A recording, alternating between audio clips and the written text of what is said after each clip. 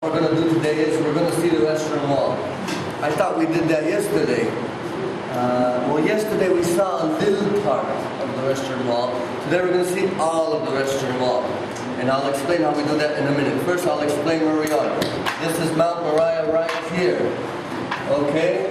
This is where Isaac and Abraham and took Isaac to the mountain. The binding of Isaac was right here. And from the Jewish belief is that the whole world started from this place right here, which makes sense why the whole world will start from a place over here where God is going to choose to symbolize, to show how you're supposed to sacrifice your son. He's going to stop man from doing that, but God himself in 2,000 years it will be a different story. Okay, we were at the city of David yesterday, this mountain right here. David comes here and he knows this is Mount Moriah and he wants to build God's house on Mount Moriah. God does not allow David to build a house for the Lord because his hands are bloody. His next one, Shlomo, Solomon, is going to be the one who will build a temple up here. This temple is going to stand for 500 years until the Babylonians come and they ruin the temple in destruction.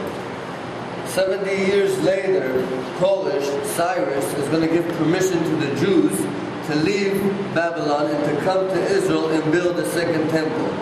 Not everybody wants to leave comfortable Babylon because they already got the roots there, they're already making money. They used to do the beer industry and because you can't drink the water of the Prat and the Chideket. It's undrinkable. But they're doing good and they don't want to, not all of them want to come back. Only the spiritual people come back because they understand the connection of the Jewish people to the Mount Moriah. They come back and they want to start building a temple. They don't have enough money like King Solomon and enough power like King Solomon. They build a very small temple here. But a few years later will come a man, Herod, and he'll take care of that problem. He'll say, no, I'm not going to have a temple like that. I'm going to have a serious temple. A huge temple. A huge temple, but it's a small mountain. That's okay. I'm a great guy. I'll take care of the mountain. I'll just wipe it off. Take care of it. Over here is a hill, Antonia Hill, where that fortress was today, Antonia Fortress. He just wipes it off and he uses the rock from this mountain to build the walls around the Temple Mount.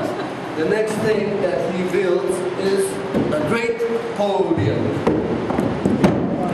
A great podium for his great temple. Right here is the Western Wall. This is the north, this is the east, Mount of Olives, and this is the south, the city of David. He builds up here a wonderful, wonderful temple right here. Okay, and I just want to show you that this place here is the Holy of Holies. And this place here is the Western Wall. This will stand for another 100, 200 years until the Romans come and they destroy everything.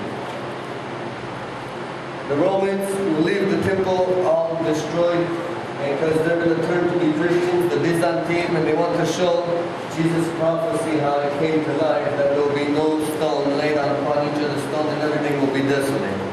But the Muslims come 500 years later and they conquer Jerusalem and they also want to build something holy on this temple. Like I said the other day, Omar builds this, not Omar. I forgot the guy who builds it, but he builds it because he does not control Al-Madinah and he does not control Mecca no more. Those places were taken away from him. He's from Syria and he controls Iran and all of Israel, but he does not control the holy sites. So he has to find a solution. He has to find another holy site for the Muslims. And he builds this Dome of the Rock right here. Now, this will be like this, and it still stands till to this day. The Mamluks will come after the Crusaders, and they're going to settle in Jerusalem. And they want to live as close as possible to the Dome of the Rock, because they have to pray 5 times a day. And now, 5 times a day they have to pray. And if they have to come down this valley, up this mountain 5 times a day, there's going to be nothing left of them. So what they do is they build their city right next to the Temple Mount. they elevate it. They make it higher so they can walk back and forth 5 times a day. How do they do that? With all of these arches right here. They have these arches, and thanks to those arches, we can go today beneath these arches and walk underground and see all the Western Wall. See how Who built this town here? the Mamluks. The Mamluks built this town. At the bridge on